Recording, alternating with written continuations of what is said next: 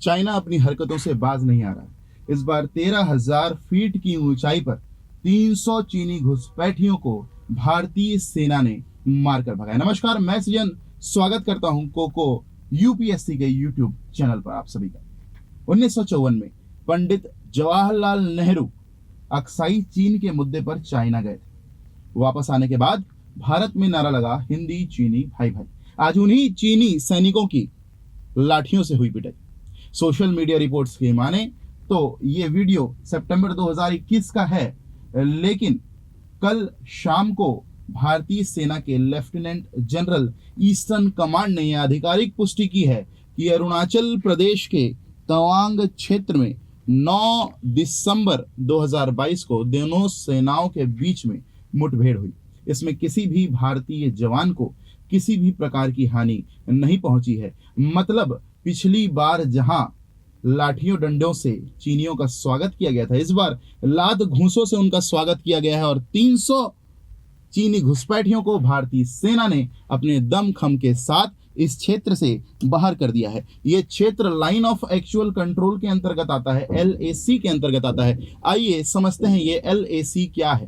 LOC यानी line of control Bharat और पाकिस्तान के बीच एक डीमार्केटेड बाउंड्री है जो 1972 के शिमला समझौते के बाद आती है। लेकिन इस लाइन ऑफ एक्चुअल कंट्रोल के लिए ऐसा कोई भी समझौता नहीं है, अर्थात ये कोई डीमार्केटेड बाउंड्री नहीं है। 1962 के भारत चीन युद्ध के बाद ये चाइना के द्वारा दिया गया एक कॉन्सेप्ट था जिसे आज तक भारत नहीं मानता है। हालांकि 8 ऐसे डिस्प्यूटेड एरियाज हैं इस लाइन ऑफ एक्चुअल कंट्रोल के अंतर्गत जिसको भारत और चाइना दोनों पक्ष आपस में डिस्प्यूटेड एरिया मानते हैं, और उसमें से ही एक ये डिस्प्यूटेड एरिया तवांग का है जो अरुणाचल प्रदेश के अंतर्गत आता है। आइए देखते हैं। सहूलियत के लिए इसे 3 भागों में बांटा गया है। पश्चिमी क्षेत्र जहां लद्दाख और अक्साई चीन का क्षेत्र आता है, मध्य क्षेत्र जहां उत्तराखंड और हिमाचल प्रदेश का क्षेत्र आता है, और पूर्वी क्षेत्र जहां सिक्किम और अरुणाचल प्रदेश का क्षेत्र आता है। तो आइए हम देखते हैं कि ये परेशानी कहां से शुरू हुई थी। तो LAC पे ये कार्यक्रम 1947 में भारत की आजादी के बाद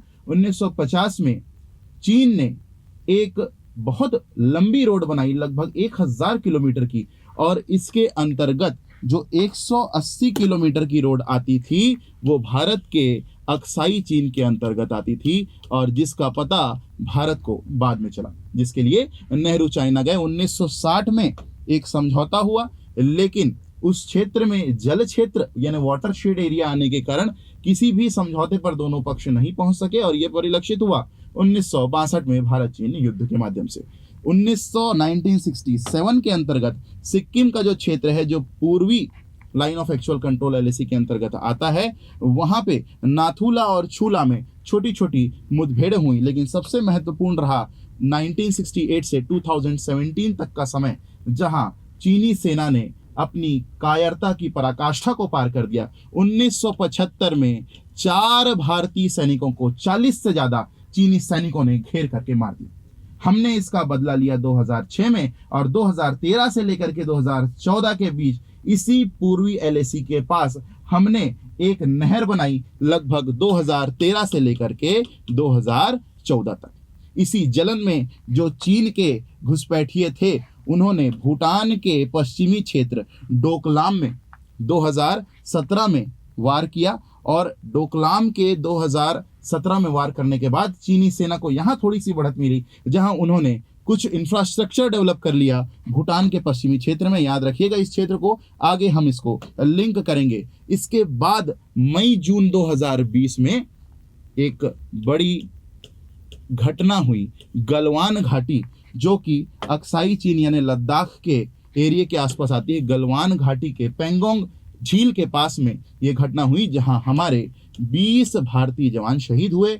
एक आधिकारिक रिपोर्ट के अनुसार 40 से ज्यादा चीनी सैनिकों के भी मारे जाने की आशंका जताई गई। इसके बाद जहां भारत ने सेना के पक्ष पर काम किया, वहां भारतीय सरकार ने सिक्योरिटी को बचाने के लिए इंफॉर्मेशन टेक्नोलॉजी एक्ट 2000 के सेक्शन 69A के अनुसार जून से लेकर नवंबर तक लगभग 112 चाइनीज ऐप्स को बैन कर दिया। इसके बाद फरवरी 2021 में एक समझौता हुआ जहां दोनों पक्षों ने यह माना कि अब हमें पेंगोंग लेक यानी गलवान घाटी के पास से अपने पेट्रोलिंग यूनिट्स को पीछे हटा लेना चाहिए। और सितंबर 2022 में पेट्रोलिंग यूनिट 15 से दोनों सेनाएं पीछे जाने लगी।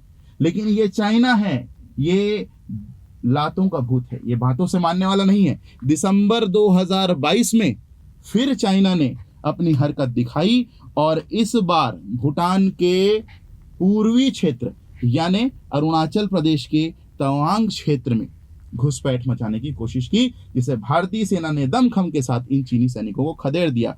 लेकिन क्यों चाइना इंटरेस्टेड है इस तवांग क्षेत्र में और इस अरुणाचल प्रदेश में? एक बार चाइना ये कह चुका है कि अरुणाचल तो हमारा है।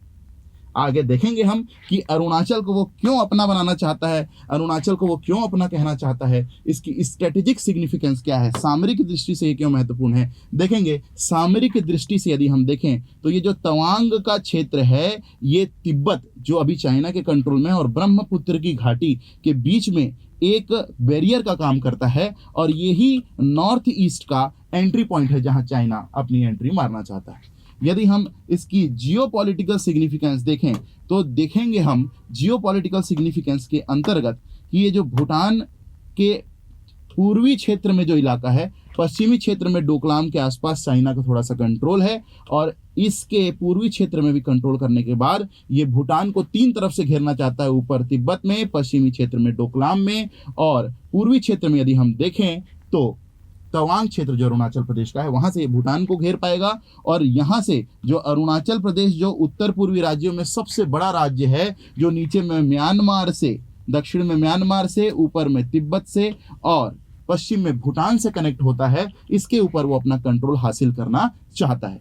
तो यदि हम देखें कि स्ट्रेटेजिक इंपॉर्टेंस और जियोपॉलिटिकल इंपॉर्टेंस चाइना के लिए, इसके लिए कितना यह सिग्निफिकेंट और क्यों ये ऐसी चाल चल रहा है, जहां चाइना अपनी सेना को बार बार जो एग्रीमेंट और प्रोटोकॉल हमारे बीच हुए हैं उसको बार बार ये तोड़ करके अपनी चीनी सेना को आगे भेजता है। तो इसमें चाइना की बहुत बड़ी चाल है। और सबसे बड़ी परेशानी की बात भारत के लिए ये है कि जो सांगपो नदी जो तिब्बत से निकलती है, जिसे अरुणाचल प्रदेश में सियांग नदी के नाम से भी जाना जाता है और जो भारत में हमारी ब्रह्मपुत्र नदी के नाम से जानी जाती है, इसके तिब्बत के जो क्षेत्र में चाइना ने कई बांध बना रखे हैं, कई डैम कंस्ट्रक्ट कर रखे हैं और इन डैम्स के माध्यम से ये इन क्षेत्रों में, ये उत्तर पूर्वी राज्यों में सूखे और बाढ़ की स्थिति ला सकता है। और 2000 में ये ऐसा कर चुका है जहां 100 से ज्यादा लोगों की बाढ़ के कारण मृत्यु हो गई थी। सबसे बड़ी बात कल्चरल सिग्निफिकेंस की भी है।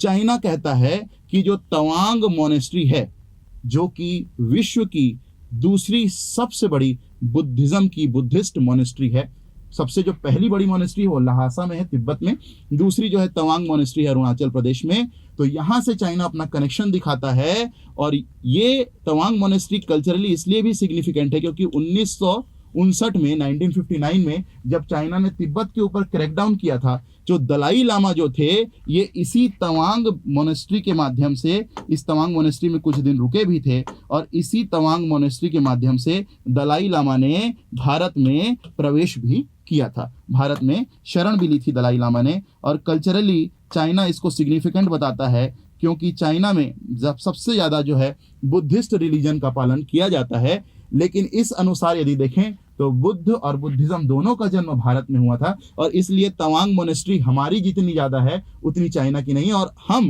अरुणाचल प्रदेश को अपने भारत के देश के सबसे अभिन्न राज्यों में मानते हैं, जो कि हम न सिर्फ सामरिक दृष्टि से बल्कि हमारी भारत माता का भी एक भाग है और जो हमारे गर्व का भी प्रतीक है। तो आगे आने वाले समय में वे अहेड क्या है, आने वाले समय में देखिए बातचीत बहुत हो गई, डायलॉग बाजी बहुत हो गई, अब समय एक्शन का है। भारत को सतर्क रहना होगा, एलएसी के एरिया के आसपास अपने एयर बेसेस बनाने होंगे, अपने इंफ्रास्ट्रक्चर को डेवलप करना होगा। जैसे अभी अभी हमने गुजरात के पास में दिशा एयर बेस बनाया है। और साथ ही लातों के भूत बातों से नहीं मानते तो चाइना को, जैसा हमने पाकिस्तान को कहा था कि दूध मांगोगे तो खीर देंगे और कश्मीर मांगोगे तो चीर देंगे, तो चाइना से हमारा कहना है कि यदि तुम अपनी छोटी आंखों के लिए काजल मांगोगे तो मस्कारा मिलेगा, काजल मांगोगे तो मस्कारा मिलेगा और अरुणाचल मांगा तो बैसाखियों का सहारा मिलेगा। जय हिंद, जय भारत।